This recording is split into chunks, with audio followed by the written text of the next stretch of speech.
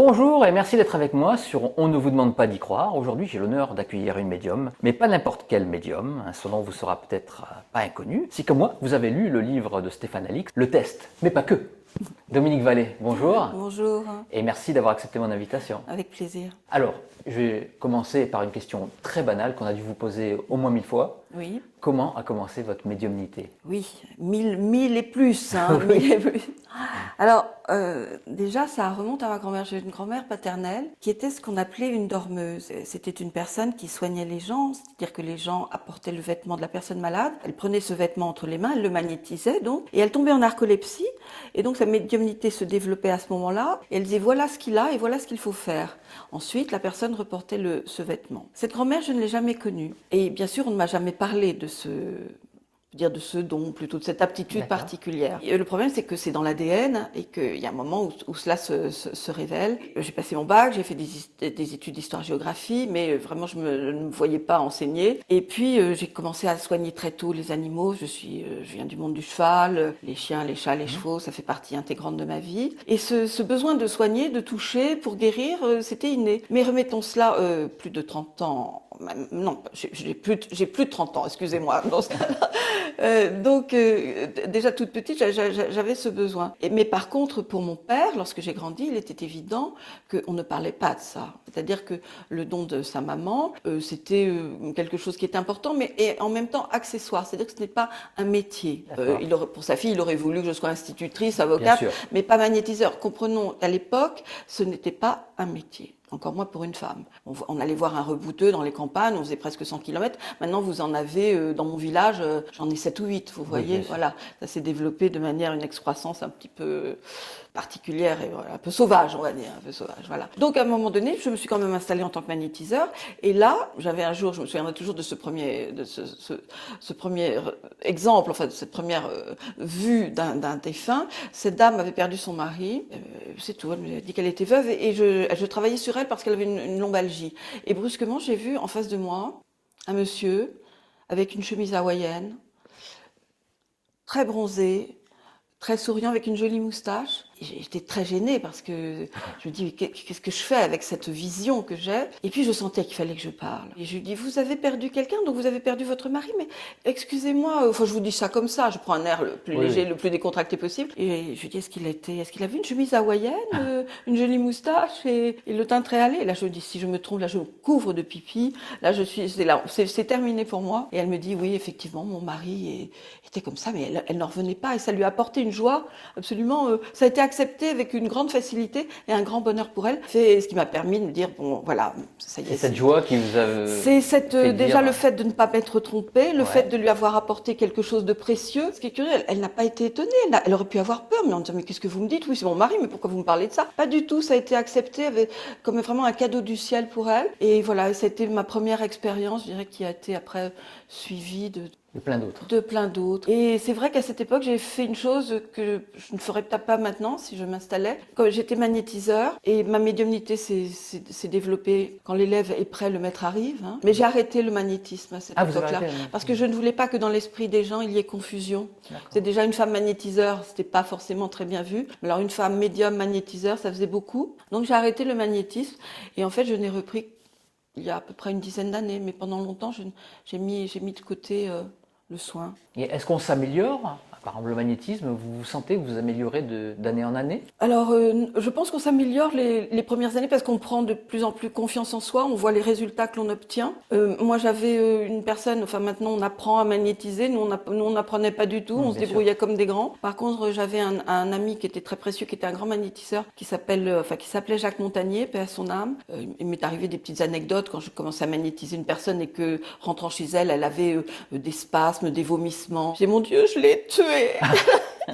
En fait, il me disait, c'est normal, c'est action-réaction. C'est-à-dire que tu as fait passer ton énergie. Donc, c'est l'eau du barrage qui va faire sauter des verrous. Et là, ça peut être effectivement assez extravagant dans les manifestations. Et voilà. Et alors après, c'est au fil du temps, voyant qu'on a des résultats, que là, ça se met en ordre sans problème. Et est-ce que la médiumnité vous aidait aussi à magnétiser? Alors, ça ne m'aide pas à magnétiser, ça m'aide à comprendre et à voir la source du mal. C'est-à-dire, on vous dit? Non, alors, Enfin, c'est pas on me dit, je vous explique. Donc moi, je travaille toujours au niveau du crâne, hein, c'est important, du bulbe rachidien. Et là, comme je suis très proche du patient, de son corps physique, il y a son corps éthérique, où il y a des informations qui sont stockées. Et là, je peux avoir des informations déjà concernant son psychisme, ses souffrances, voilà, s'il y en a. Et puis après, toujours en travaillant au-dessus du corps, là, ma main est une espèce de radar, un peu comme sur un piano, et puis je vais entendre... là, là, là, là, là, puis tout à coup, nan, nan, nan, nan, au-dessus d'un organe, et là, je me dis, là, on a un problème. Vous le sentez physiquement, vraiment? Je l'entends. C'est-à-dire, Ah, c'est vous comme si l'entendez. mon bras, au-dessus de ce corps, captait en fait l'information de la dissonance des organes et des cellules biologiques. J'ai un ami qui me dit, Dominique, c'est pas une femme, c'est un scanner. Voilà, ça fonctionne un peu comme ça. Enfin, je scannérise la personne et je lui dis, mais voilà, là, vous avez un problème. Elle me dit, ah non, ah, c'était un exemple tout à fait charmant d'une vieille dame.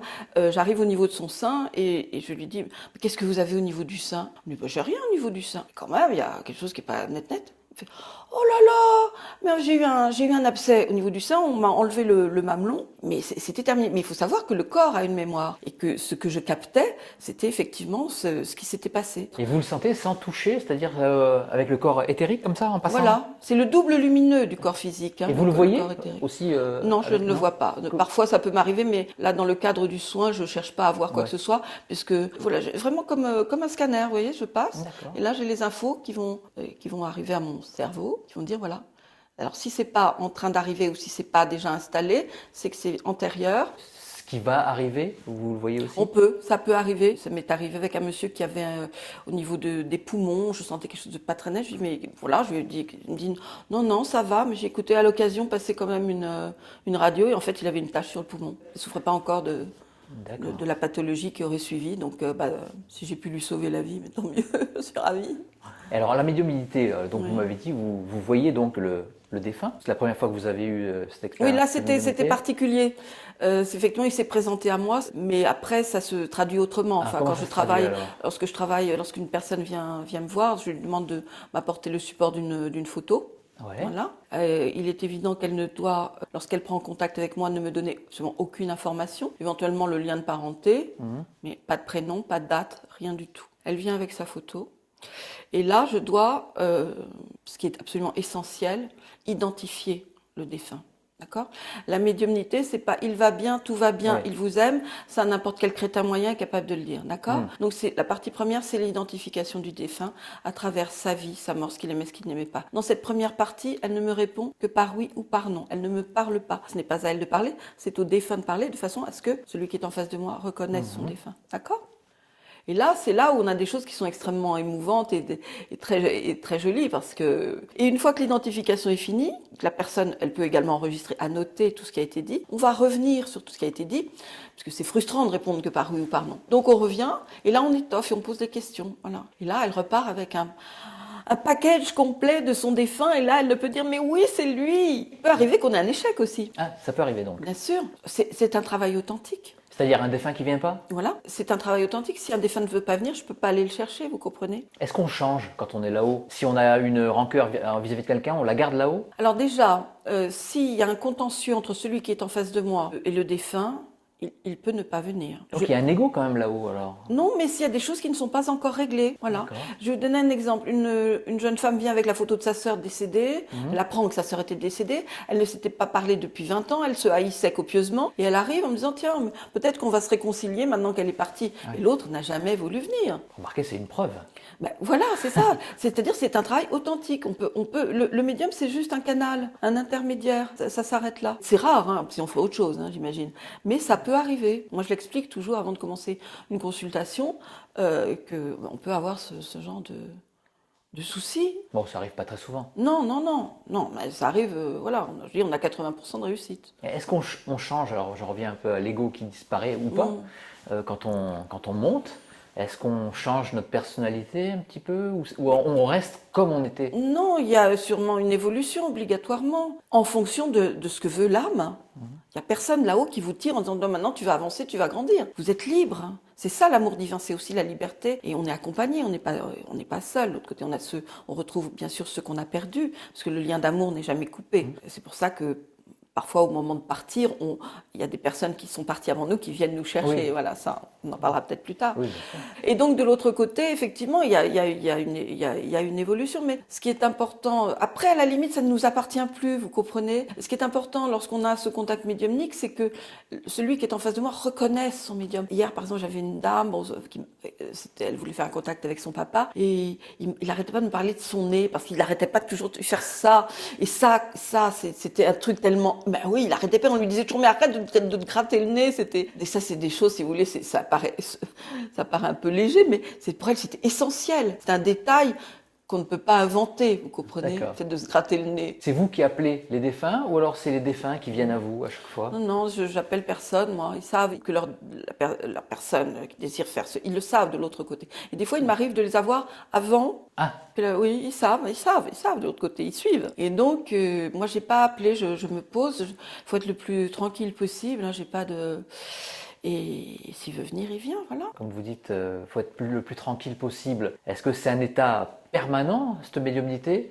Est-ce que dans la rue, par exemple, vous entendez ou vous avez des perceptions qui se mélangent un peu avec la réalité? Ah, ben non, là c'est le psychiatrique, là. Ouais, C'est un petit peu gênant toute la journée comme ça. Non, ça coupe. Heureusement, on a une vie tout à fait normale, sinon ça serait affreux. C'était Rénal Roussel, j'avais lu sur un livre, il se faisait poursuivre par des gens qui n'avaient pas pu délivrer des messages. Et il n'arrivait pas à couper au départ, puis après il a... Oui, alors moi j'ai une médiumnité heureuse.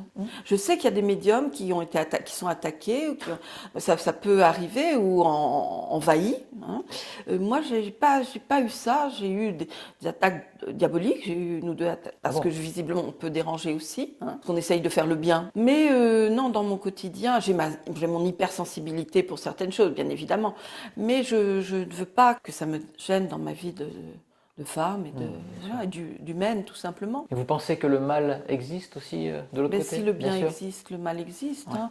On a de l'autre côté, il y a aussi effectivement différentes strates. Si vous écoutez Nos Solars, si vous lisez les écrits de Chico Xavier et d'autres, à travers les EMI qu'ils ont fait, on voit qu'il y a quand même différents paliers, j'imagine, et tant mieux. J'imagine que Padre Pio et Sainte Thérèse de Lisieux ne sont pas sur le même palier qu'Adolf Hitler et Mengele. Ça serait un petit peu embêtant. Et nous avons aussi ce qu'on peut appeler le bas astral. Ouais. Et c'est là où il faut prévenir les jeunes de faire très attention lorsqu'ils font des tables tournantes ou du du Ouija. Ouija non protégées, de faire remonter des entités qui pourraient perturber gravement leur vie. Et comment on se protège? Alors, avant de commencer une séance, on demande à l'archange Saint-Michel de nous protéger, on demande aux entités néfastes de rester où elles sont. Voilà, il faut qu'il y ait quand même quelqu'un qui ait un peu je dirais, d'autorité par rapport à ce bas astral. Et eux, ils n'ont pas une autorité, ceux qui sont dans le bas astral, pour pouvoir s'imposer? Mais non, justement, c'est pour ça qu'on est là pour protéger. Nous, on est là pour nettoyer avant justement de commencer la séance. Hein. Avec la sauge, ça sert à quelque chose? Oui, mais ça, c'est plus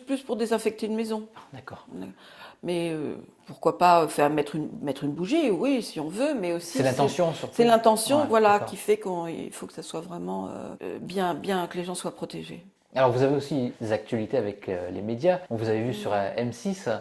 On avait fait justement une émission il y a une dizaine d'années déjà sur Enquête extraordinaire. C'était avec Stéphane Alix avec aussi. Stéphane, oui, sur les médiums. Ouais. Où alors là, il nous avait testé de manière extrêmement rigoureuse. Et c'est comme ça que ça devrait être fait. C'est comme ça qu'on sait si vraiment quelqu'un est médium ou pas. Comment vous avez testé? Alors, il revenait des États-Unis où il avait travaillé avec Julie Biéchel, qui est chercheuse dans une université américaine. Je ne sais pas si c'est le Monroe Institute, je dois me tromper. Et où elle teste les médiums de manière drastique. Et là, en revenant en France, il nous avait fait aussi quelque chose d'assez sévère, dirons-nous. Donc, nous étions 4 médiums. Nous ne nous sommes pas rencontrés, on attendait dans la cuisine, on attendait notre tour. Et lorsque c'était notre tour, on se retrouvait sur une chaise, dans la pénombre. Stéphane était en face de nous, et un grand rideau noir, et derrière ce rideau, il y avait quelqu'un. Et là, Stéphane nous dit, vas-y. Ah oui, c'est sans filet, là. Assez sans filet, on descend dans l'arène. Et c'est là où, effectivement, quand on prend le temps, on canalise le défunt. Il y avait Henri Vigneault, Pierre Jonas, une dame, Sylvie, je me suis désolée, j'ai oublié son nom, et moi. Et le résultat est tout à fait probant. Ah oui. Et lorsque nous parlions, Stéphane ne nous répondait pas en plus. Oui. C'est-à-dire, il nous mettait pas du tout à l'aise. Voilà, on savait pas où on allait. On se dit, oh là là, mon Dieu. Voilà. Non, c'était très probant. Et c'est repassé, je crois, là, l'été dernier sur Sister. Je crois que je l'avais vu il y a une dizaine d'années, effectivement. Voilà, il avait, indépendamment des médiums, il avait fait ça aussi sur les magnétiseurs, radiesthésie. Ouais. On avait fait aussi sur Sophie Davant, avec David Gallet, sur un monastère. Il nous avait emmenés en Haute-Marne, on ne savait pas où on allait, enfin on l'a découvert bien sûr au dernier moment. Là c'est pareil, c'était un test? C'était un test aussi, voilà. Le test c'était quoi là? Donc nous nous sommes retrouvés sur un endroit de thé. Mais c'était pas là où ça se passait. Là, il nous a enlevé nos portables. Il nous a dit, maintenant vous me suivez. Et là, nous sommes arrivés, ce qu'on a découvert au dernier moment, on ne savait pas du tout où on allait, un monastère qui avait une histoire qui était extrêmement chargée. Et là, c'est pareil, il nous a dit, allez, racontez-nous, parlez-nous de qu'est-ce qui s'est passé. Donnez l'histoire de ce qui s'est passé. Là aussi, c'était vraiment une très très très belle émission. Puis là, dernièrement, j'ai fait sur CNews une émission avec Karine Arsène sur le magnétisme. Ah, d'accord. Voilà. Et puis le film, surtout regardez-le. Et si la mort n'était qu'un passage, donc dans la trilogie de Valérie Seguin, qui est vraiment un documentaire puissant émotionnellement et qui peut vraiment aider les gens qui sont en train de partir, et la famille, bien évidemment, qui est là pour aider. Le premier était très beau, déjà. Et ben, le deuxième est pas mal non plus, je peux vous le dire. Et là, vous intervenez aussi? J'interviens avec des amis médecins, psychothérapeutes, etc. Oui. Une fois que la personne est partie, bien voilà. Le passage, c'est nous qui prenons un peu le relais. Qu'est-ce que vous leur dites aux personnes qui viennent vous voir et qui sont dans le deuil, quelque chose de très douloureux, et qui n'arrivent pas à s'en sortir? C'est déjà le contact. Alors par contre, il y a des gens qui s'enferment et qui vont... C'est aussi une façon de vivre pour eux, mais c'est la mauvaise façon, qui vont faire ce qu'on peut appeler un deuil pathologique. C'est-à-dire que ce deuil va les nourrir dans le mauvais sens. Et c'est là où je leur fais comprendre, puisque ce lien n'est jamais coupé, que l'autre côté, celui qui est parti, nous voit. Il nous voit pas avec des yeux terrestres, puisqu'il n'en a pas. Mais il nous voit, c'est une vibration, bien évidemment. Puisqu'il nous reste tant de temps à vivre, vivons-le bien. Quand tu souris, il sourit. Quand tu pleures, il pleure. Après, moi, je suis pas psy, mais je peux leur faire comprendre ça parce que moi, je l'ai vécu en tant que mère. Je sais que qu'on ait du chagrin, c'est normal. Qu'on pleure, c'est normal. Maintenant, la vie continue. Pour eux aussi, voilà, il faut le faire pour nous, il faut le faire pour eux. Et tout ce qu'on a à vivre, vivons-le bien. Ils ressentent comment nos émotions? Ils les ressentent encore plus fort que nous? Elle leur coûte vraiment à chaque fois quand on est triste? Ils le perçoivent, bien sûr, ils le perçoivent, vous comprenez, ils le perçoivent. Mais il y a aussi une chose qui est très belle, ce qu'ils peuvent aussi nous faire, ce que je dis toujours à la fin de mes consultations, est-ce que vous avez vu les signes qu'ils vous ont fait? Alors là, j'ai toujours la même réponse, enfin souvent la même réponse. Alors je ne sais pas si c'est mon esprit ou mon imagination, mais faites-vous confiance. Parce que ce qui arrive après le décès, c'est quelque chose qui n'est jamais arrivé avant. Ce sont des choses souvent extrêmement surprenantes. Ça peut être les rêves, tout simplement.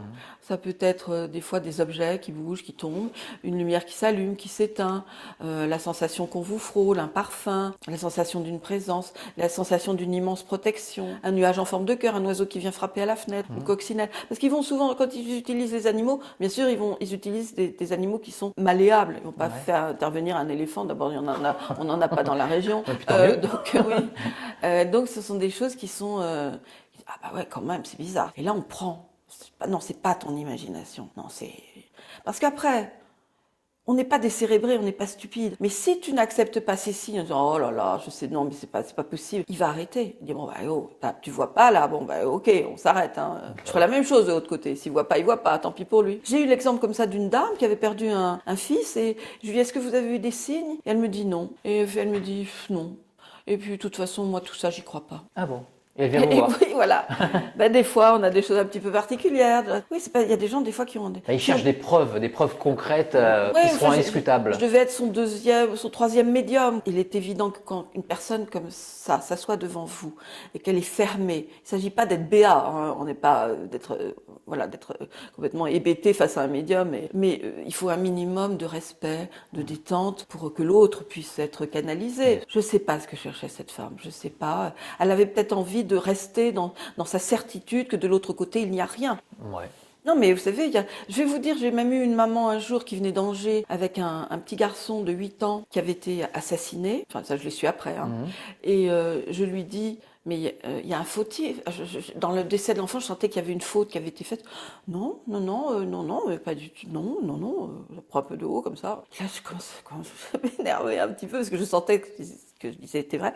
Et à la fin, elle me dit, oui, enfin, moi j'avais mon fils, enfin que j'avais eu d'un autre mariage, qui était schizophrène. Et bon, effectivement, je l'ai fait rentrer à la maison, il vivait avec nous. Et puis un jour, il a assassiné son petit frère.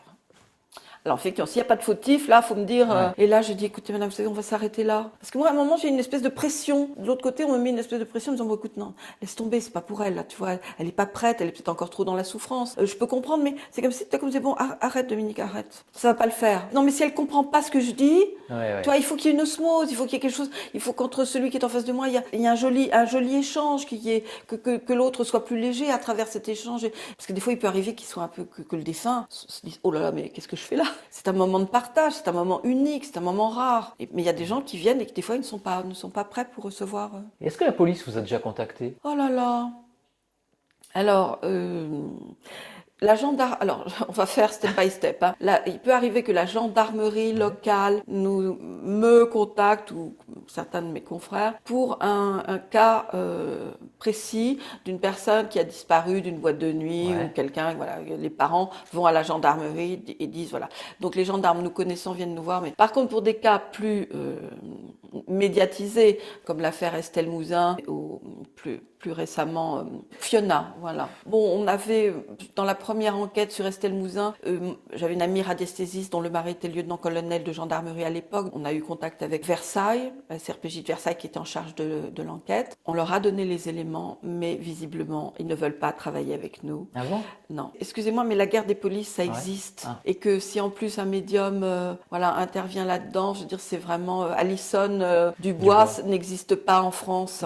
Hein, c'est bon. Mais pour l'affaire Fiona, et pourtant on avait quand même Ronnie nous avait appelé pour Estelle. Enfin, mais c'était la gendarmerie, et c'est pas la gendarmerie qui était en charge de l'affaire, c'était le SRPJ de Versailles. Donc voilà, il y en avait des qui voulaient très bien travailler avec nous, pas les autres. Pour Fiona, on était arrivé vraiment avec un ami qui avait un ami qui était procureur de la République. Voilà, on est vraiment allé très loin. On avait tous les éléments, on leur a donné. Notre ordi a été ratissé, voilà. Ah oui. Et pourtant, un de ces procureurs avait travaillé à l'époque avec une médium, mais c'était dans sa circonscription, c'était pour les disparus de Mourmelon, avec une grande médium qui s'appelait Michel Riffard. Mais voilà, donc on peut pas. Qu'est-ce que vous voulez? C'est pas. C'est souvent à titre privé. C'est la famille qui va faire venir un médium. Mais ce qui est incroyable, c'est qu'on ne demande même pas à ce que notre nom soit donné. On fait ça gratuitement et incognito. On peut pas faire mieux. Non, mais ça leur va pas, parce que c'est leur affaire. C'est une histoire d'ego là. J'ai l'impression. Je vais me faire flinguer en sortant. C'est pas grave. Non, mais il fallait que je le dise là, parce que c'est insupportable. Parce que Fiona, moi j'ai des amis radiesthésistes, voilà, ils ont pas retrouvé le corps, mais moi je sais où il est le corps. Il y a une rabâche à la radio qui savent pas où est le corps. J'ai travaillé avec un vieux monsieur qui est un radiesthésiste hors pair, et voilà, sur la carte, on sait qu'il est là. Alors maintenant, le pauvre, ce qu'il en reste, et personne ne veut nous écouter. Donc là, vous allez avoir des coups de fil. Là. Alors non, mais pourquoi pas? D'un autre côté, je peux les comprendre, parce que il y a aussi ce genre d'affaires excite les fous. Il y a plein de gens qui l'ont vu ci, qui l'ont vu là. Mais bon, nous, on a quand même pignon sur rue depuis de nombreuses années. Je vous dis, c'est comme ça. C'est comme ça. On peut rien faire. Vous faites aussi de la médiumnité avec les animaux? Oui. Ça, moi, j'adore les animaux. Alors, ça m'intéresse. Les animaux ont-ils une âme? Bien sûr qu'ils ont une âme. Hein, bien sûr. C'est une évidence pour moi. Oui. C'est dans le Lévitique, on dit c'est pour ça qu'on saigne les animaux, parce que l'âme est dans le sang. Oui, c'est le grand Lévitique. Et voilà, il faut l'âme est dans le sang. C'est ce qui est une erreur à mon avis, mais enfin c'est la religion, c'est autre chose. Hein. Et alors j'ai fait des contacts fabuleux, mais c'est toujours très court, c'est assez bref. Bien sûr, il ne va pas nous parler de son patron qui casse les pieds, sa femme, et des gosses qui foutent rien à l'école. C'est toujours très bref, mais c'est toujours très dense. Et le dernier que j'avais fait, c'était magnifique. On pleurait toutes les deux au téléphone avec la jeune fille. C'était avec un cheval. C'était son cheval. Elle a un centre équestre à côté de Marseille. Et elle a perdu ce cheval avec lequel elle a fait ses premiers concours, qu'il a amené au championnat de France, etc. Et ce cheval, j'en ai frissons. Et ce cheval était parti depuis une semaine. Et elle m'appelle. Je dis, écoute, on va essayer. Voilà. Et ce cheval m'a raconté qu'il y avait une erreur médicale, ce qui était vrai, qu'il avait une fourbure au niveau du pied. Il m'a parlé de son voisin de boxe, qui était un cheval gris qui avait fait des courses, qui était très fanfaron, mon copain. Et enfin, il m'a raconté, ce cheval m'a parlé comme un humain. Avec des mots humains? Avec des vibrations, avec non, j'ai beaucoup travaillé en flash, j'avais beaucoup de flash. C'est des images qui vous viennent avec les animaux? Alors, comme pour les humains, c'est-à-dire le médium travaille en clairaudience, en clairvoyance, et parfois j'ai des douleurs sur moi, très brèves, heureusement, qui me montrent que voilà, c'est là où ça se passe. Mais je le voyais avec son pied levé, et moi je connais bien le monde chouette, je dis mais qu'est-ce qu'il a eu au pied? Et là, elle me dit d'une fourbure, et je dis l'erreur médicale, oui, ils lui ont donné de la cortisone au lieu de commencer par des antibiotiques. Enfin, il y a une accumulation d'erreurs. qui fait qu'il y a un moment où il a fallu Enfin, c'est pas l'euthanasier. le cheval ne pouvait pas vous dire qu'il y avait une erreur médicale? Non, mais il me l'a fait comprendre. D'accord. C'est-à-dire que là-haut, Puis il n'est pas tout seul, vous comprenez. Ouais. Il y a peut-être des guides, il y a des gens là-haut, on les appelle comme on veut, qui m'expliquent aussi, vous comprenez. D'accord, ils ce qui traduisent s'est un passé. petit peu Le cheval me montrait le cheval gris qui était à côté de lui, qui était son compagnon qui avait fait les courses, etc. Donc c'était c'était très dense, c'est vraiment une des plus belles. J'imagine que ce cheval, il devait être très très entouré de l'autre côté. Pourtant, je pense qu'il doit y avoir il y a la planète animale, mais c'est vrai que de l'autre côté, les gens qui font des EMI voient aussi leurs animaux défunts. C'est vous qui l'avez appelé, le cheval? Non. Là où la personne l'a demandé? Elle m'a envoyé la photo de son cheval. Voilà, d'accord. Comme avec les humains, c'est Pareil, exactement ouais. le même Ok. processus. Et là, on attend et là, ça défile. C'est comme un film. Oui, et puis après, j'ai des sensations, comme je viens de vous dire, j'ai des sensations sur moi. Et c'était très joli moment, très joli moment. Et avec les toutous? Aussi, Pareil. pareil. Un monsieur en Belgique, il a perdu sa chienne et là, il faisait un vrai deuil Ah, ça peut être, pathologique de la perte de ce chien et qui m'a expliqué qu'elle a vu un problème au niveau de la colonne et puis au niveau du nez. Et puis, voilà, enfin, elle a parlé de sa petite vie de chien, quoi, extrêmement dorlotée, donc elle n'avait pas 10 000 choses à me raconter. Et il me dit, mais elle parle pas des promenades qu'on faisait. Alors je dis, mais enfin, alors là, souvent, excusez-moi, j'ai un petit mari de les engueuler. Je dis, mais on s'en fout des promenades. Tout le monde promène son chien. C'est pas ça qui est intéressant. C'est effectivement les petits événements de sa vie. Oui, c'est oui. pas les. Il parle pas des promenades qu'on a faites tous les deux. Je dis, ben non, elle en parle pas. Mais enfin bon, c'est pas très mignon. Et l'autre aussi, j'avais un chat. Alors le monsieur était pianiste et son chat était sur le piano. Il a passé toute sa vie à écouter son.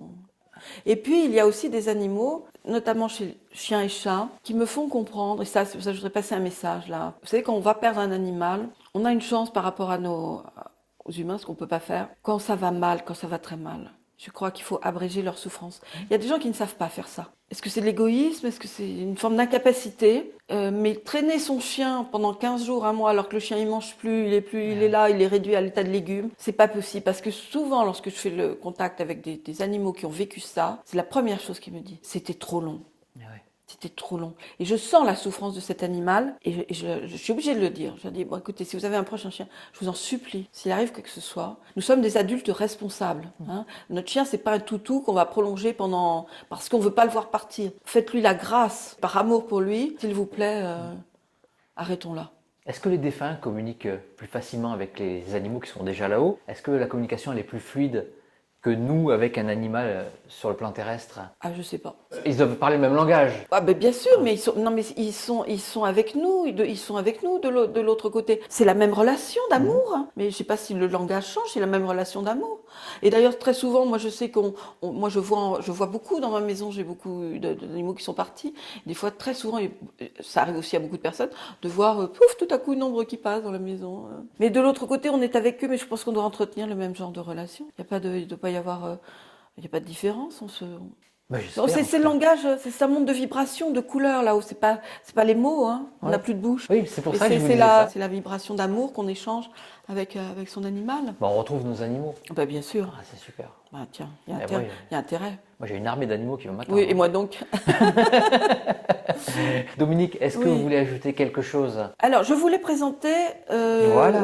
On y des vient. livres. On y vient. Alors, déjà, un livre qui va sortir le 15 octobre en librairie. 15 octobre, c'est une date merveilleuse. C'est mon C'est votre... anniversaire.